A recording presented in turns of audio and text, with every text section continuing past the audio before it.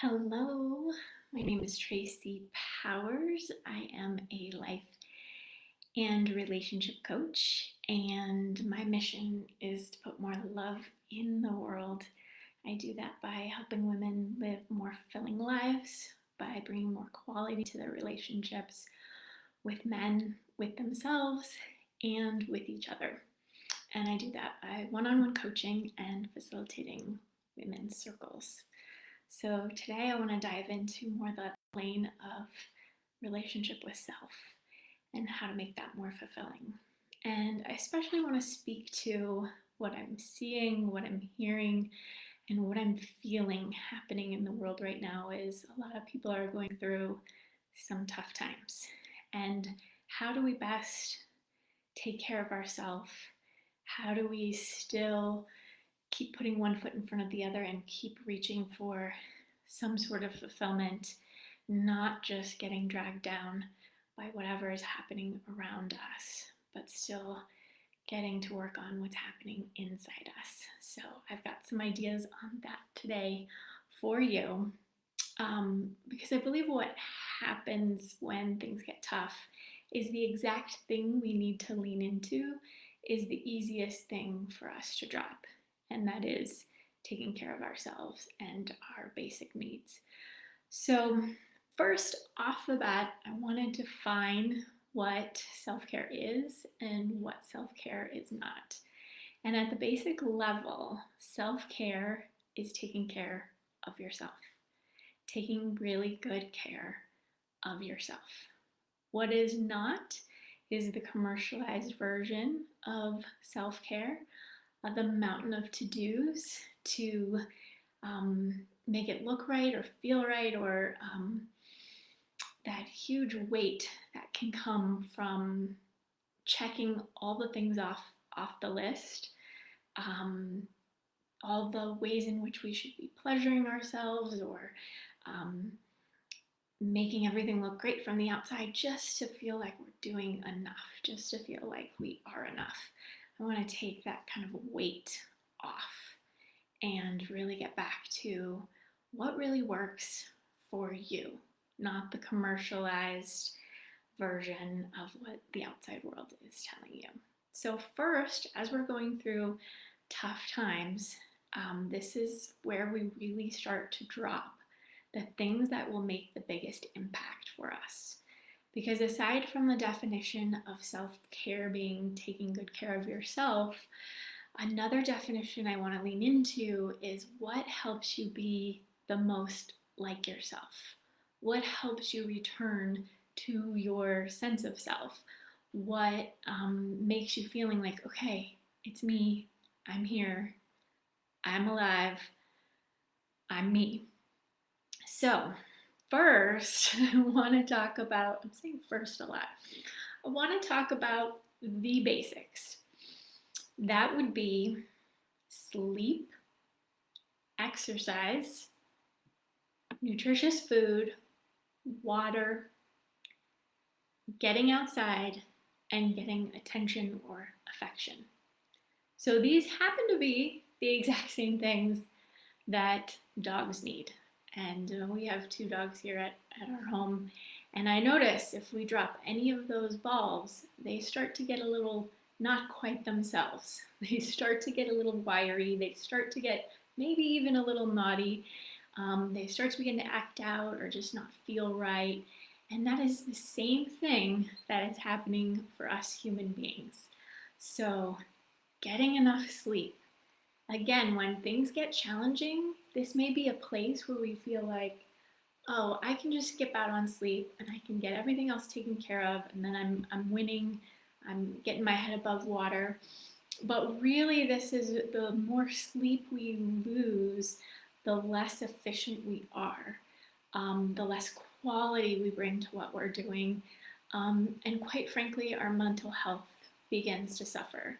So, like I've worked with younger moms, and they're just not feeling like themselves. They're not finding the quality they want in their relationship.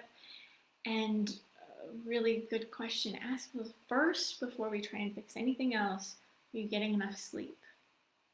And if the answer is no, I'm like, we can't do much else, okay?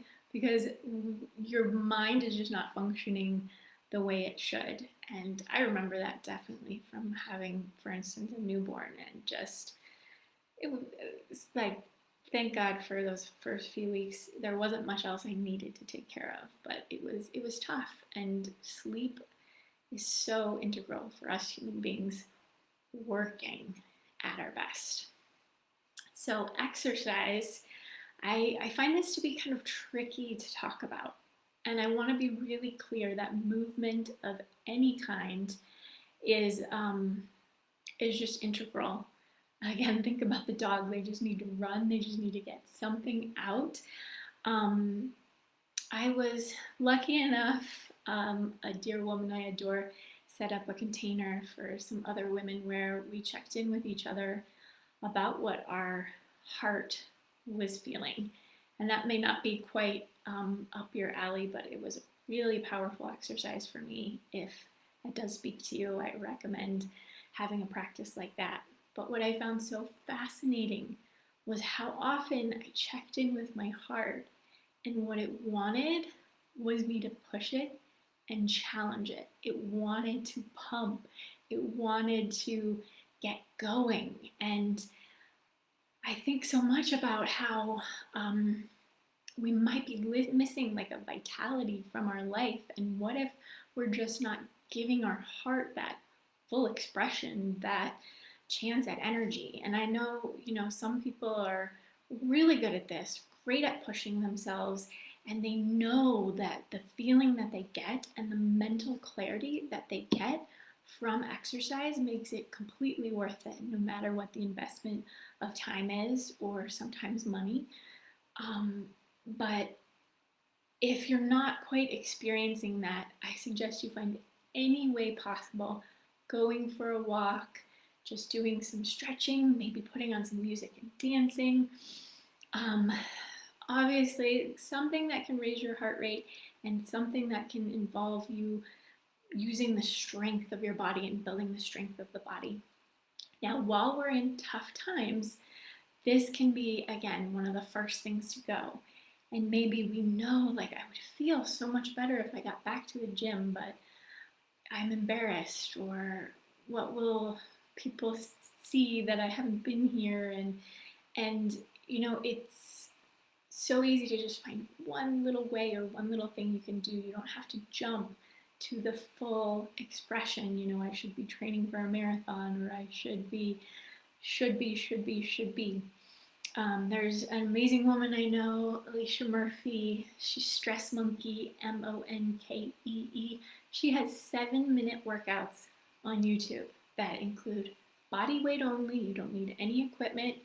You get your heart rate up. You get to use lower body strength, upper body strength in 7 minutes.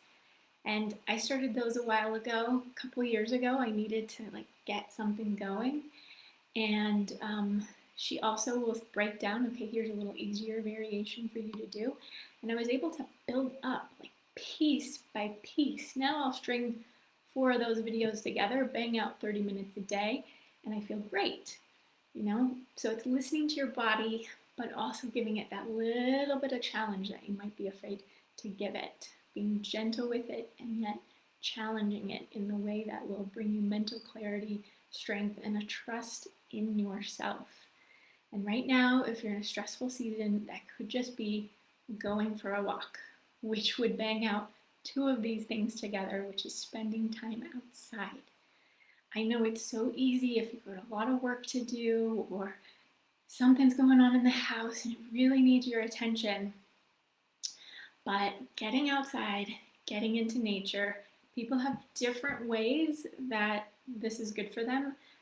Here where it's still covered in snow, for some people that might be going out and skiing, and maybe they have the time and the energy to do that, and that just clears their brain, gives them some exercise, gets outside into the fresh air. For some people, maybe you're in a different climate and it's spending a little time gardening. Maybe it's just a few pots you have outside. Maybe it's just going in outside and connecting with a tree.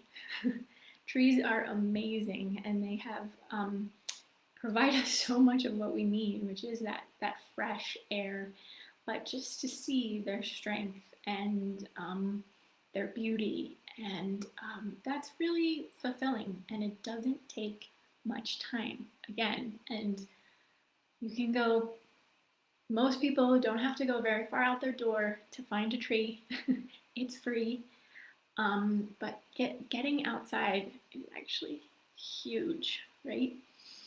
Um, Quality food. I know this can people can get really hung up, and when things are busy and hectic, that really can start to suffer because it is, grab something on the go. You start to crave kind of like maybe the caffeine or the sugar or um, the carbs, and eventually that just keeps lowering your quality of how you're feeling, and that's not really the care and the nurturing that you deserve and that you need for your fulfillment and just to survive some hard seasons. And again, this isn't, all these are not about thriving. These are about surviving. Right now, if you're in a tough season, you feel like you just need to keep your head above water. These are survival. These are basics. So try and just feed them in wherever you can. And so maybe it's just starting with one vegetable a day. Maybe every afternoon you can get in some carrot sticks, or every morning you can like grab a green juice. Just maybe it's like throwing a handful of spinach in whatever you're cooking, and just starting to nourish yourself. Maybe it's making sure you take your daily vitamin or your medications, or it could even be flossing, right? That's such a basic one to like remind yourself that you care for yourself. You're tending to yourself. And then the last one, again, just like a dog, they need some attention, they need some affection. Maybe it's that 20-second hug. And maybe you live alone, maybe you don't get out. Maybe you have a coworker you can actually share that hug with. Maybe you can hop on the phone with your mom or your sister or a friend. Just making sure that you're getting some form of connection, and ideally quality connection that doesn't drain you. Support is something that's so important that all us women are really struggling right now on how to provide support, how to ask for support, how to receive support. But just finding those little connections that okay, that gives me that little source of energy. And it's not just about taking from people, it's about being present with someone and just feeling that aliveness that can just boost your energy right in that moment. So those are the basics. And I want to go a little deeper. So one thing to look out for is numbing and coping strategies. So I'm going to be straightforward and honest. We all have them. This is not, we can't say, oh, I totally have zero coping strategies that are maybe a little not so great. But maybe it's watching TV, maybe it's shopping, maybe it's alcohol, maybe it's sugar. Like, I'm sure when you're going through a hard season, it gets easy to lean into those things. I know when I've had a tough day, it's just been long and I've been busy and driving kids around, I have that like signal to myself, like I either want chocolate or I want wine, or I love a little bubbly, and that like can signal to me like I can relax and I can find joy. And maybe I also know that if I do that, I don't sleep as well, or I may need caffeine the next morning. But those might be moments where I'm making that choice. Okay, like in this moment, I'm going to use this coping strategy, but I'm not going to drink the whole bottle. I'm not going to sit there and binge watch TV. I might just need 10 minutes of something like comedy just to lighten me up, but I'm not going to get sunk down into it, right? So being really smart about, wait, what are my coping strategies and how can I best use them without getting into a deeper hole because of them? So for instance, sometimes I talk to people who go through really hurt seasons and lean on alcohol heavily, right? And so when that, now they have not just the problem, but now there's another problem that has emerged from that. And quitting drinking doesn't just, now the problem's gone, now the problem comes right back and you don't have the coping strategy anymore. So just being really careful of what you lean on, because eventually you're going to have to pay the piper on that one. But just be honest with yourself. What are you using and how can you use it in the most safe and beneficial way, and just being really clear and honest with yourself. So again, with all of these, I want you to really get the most bang for your buck. For me, sometimes that's a 7-minute workout. Sometimes that's a quick walk around the block. Sometimes it's me just stepping outside, putting my feet on the ground, taking a few breaths, and then going back inside, right? Sometimes you need to let some things go. I remember when I was a younger mom, I had my own business, brick and mortar Pilates and gyrotonic studio. So I was serving clients at a really high level. My husband at the time was a chef. He was working late hours. So I would serve all my clients. I would come home, really take care, continue to feed and take care of others. And I also wanted to work on my relationship. I felt like that wasn't where I wanted it to be. And so going to therapy, I was at the same time trying to write a novel. And as I looked at the anxiety that I had and the probably exhaustion that I had and the struggle that I was facing, I knew I needed to actually, even though it was a dream and I'd been very inspired by it, I knew in that season I had to let go of writing this book. And so it doesn't mean giving up on dreams or giving up on things that really matter. It's just using your time in the most efficient way and being able to let something go. And that can also mean when you're paying attention to self-care that you might have to let other care go a little bit. Now, sometimes that's easier said than done. And sometimes, especially as women, we are so used to taking care of others. We find our identity in it. We find value in it. We haven't really learned other ways. And it has been hardwired into us from our culture. And sometimes that can lead to more codependent strategies where we may, I know I've done this before, like try and be more responsible for someone else and try to help them, right? I'm a 2 on the Enneagram. That helping is that can be my gift or that can be my downfall, right? So if we can let go of some things we're holding for other people, and then they can step up. They can take care of it, and you may see them, things you didn't think they were capable of, now they are, because you have prioritized yourself and you've been clear about what you need and that you just can't pick that up right now. And it's amazing to see people in your life start to pick things up. And they may not do it the way you want them to do it, the way you would have done it, but it's getting done, and you get to get back to yourself again, get back to feeling like yourself, and get back to taking care of yourself. Another thing I want to say to be careful of is the checklist. So we went over the basics.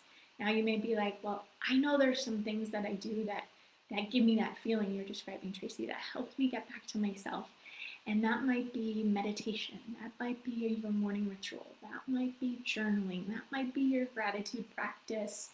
That might be some breath work, right? Like, for if it works for you and it is like a practice that you know you can return to, like go for it. I just worry about sometimes people feel like I gotta do the journaling, then I gotta do the morning ritual, then, and it's not serving its purpose anymore. It is just like something you feel like you should do. So in this hard season, keep um, connected with yourself and how that feels, and like this is nourishing me.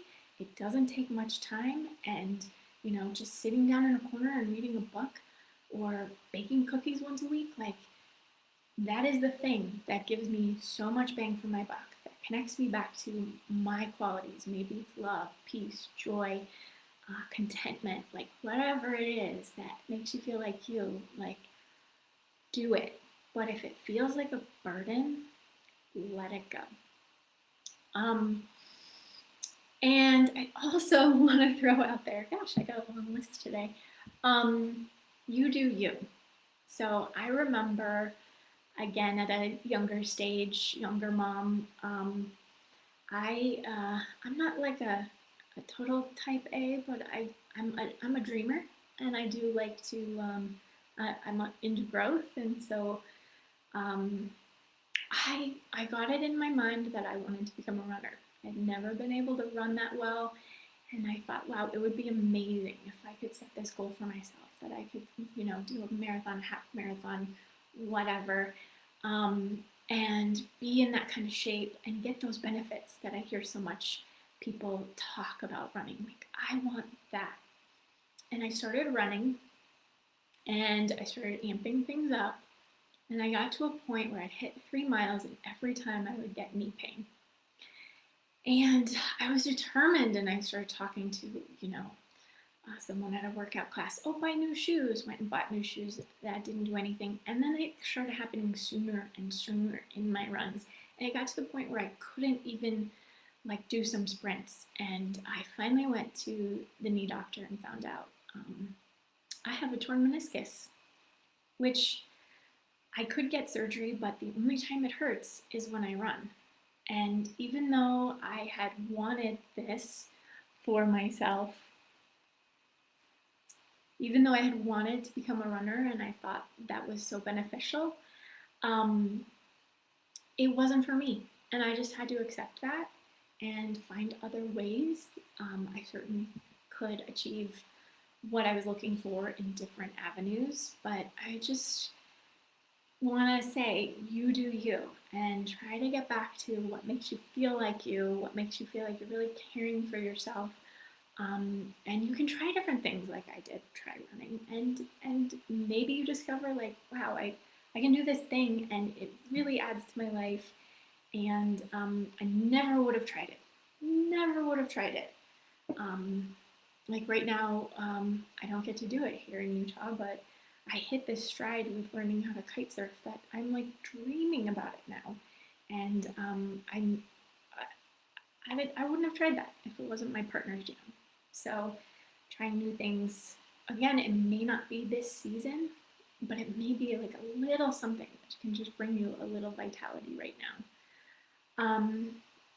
And I also want to say, kind of to wrap this up, that I love that phrase, or that comes from the poem Wild Geese by Mary Oliver, of you don't need to be good, and it continues on, but you just need to let the soft animal of your body love what it loves.